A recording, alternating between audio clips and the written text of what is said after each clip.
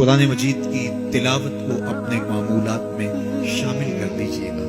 پھر گھر میں آسیب کا سایہ نہیں ہوگا, ٹونا اور جادو نہیں ہوگا. پھر کسی بابر ملنگ کے پاس جا کر کے آپ کو اپنے مسائل نہیں بتانے پڑیں گے. آپ کے گھر میں قرآن ہے, سارے دکھوں کا علاج اسی مرشد کے پاس ہے. ساری مصیبتیں اور ساری مشکلیں اور سارے مصائب اسی قرآن کے دامن سے دور ہوتے ہیں, اور اسی قرآن سے وابستگی سے گھر میں برکتیں اترتی ہیں. پھر آپ کو نہ آسیب, نہ جادو, نہ ٹونا, اور نہ کسی نے کوئی بندش کی ہے, نہ کسی نے کوئی مسئلہ کیا ہے, کچھ نہیں ہوگا. آپ کے گھروں پہ رحمتوں کے سائے ہوں گے, اس لیے کہ آپ کے گھروں میں قرآن جب تلاوت ہوگی تو رحمتوں کے فرشتوں کا نزول.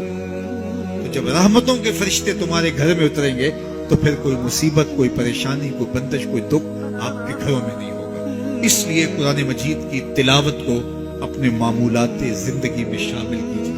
دیکھیے یہ رمضان المبارک کا مبارک مہینہ اکثر گھروں کے اندر قرآن مجید کی تلاوت کا معمول رہا, اور جو دن باقی ہیں ان ایام میں تلاوت کلام مجید کا معمول باقی رہے گا. تو اس کی برکتیں آپ اپنی آنکھوں سے دیکھ رہے ہیں. اور اگر یہ پورا سال ہمارے گھروں میں معمول باقی رہے, ہماری صبح کا آغاز ہی قرآن مجید کی تلاوت سے ہو, بیٹیاں بھی قرآن کھول کے صبح بیٹھ جائیں, اور بیٹے بھی قرآن کھول کے بیٹھ جائیں, بوڑھے بھی قرآن کھول کے بیٹھ جائیں, جوان بھی قرآن کھول کے بیٹھ جائیں, تو مجھے بتائیے کہ کتنی رحمات اور کتنی برکات کا گھروں میں نزول. تو اس لیے اپنے گھروں میں قرآن مجید کی تلاوت کے معمول کو کبھی بھی ترک نہ کیجیے. چاہے روز کے 2 صفحے پڑھیے, قرآن مجید کی تلاوت کے معمول کو باقی رکھیے.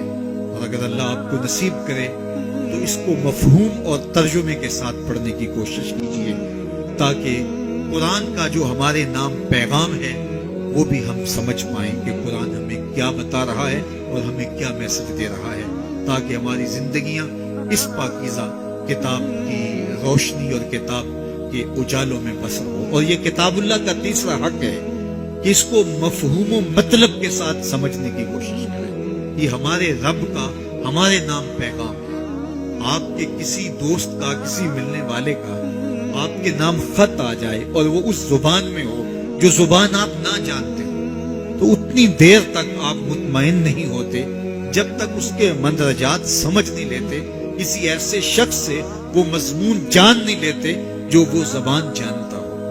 تو ہمارے رب کا ہمارے نام یہ میسج ہے, ہمارے نام یہ پیغام ہے رسول کریم صلی اللہ علیہ وآلہ وسلم کی وساطت سے. تو ہمیں اس کو سمجھے بغیر چین کیوں آ گیا ہے؟ تو ہم اس پیغام کو سمجھیں کہ ہمارا رب ہمیں کیا فرما رہا ہے, کن امور کا حکم دے رہا ہے اور کن باتوں سے ہمیں روک رہا ہے.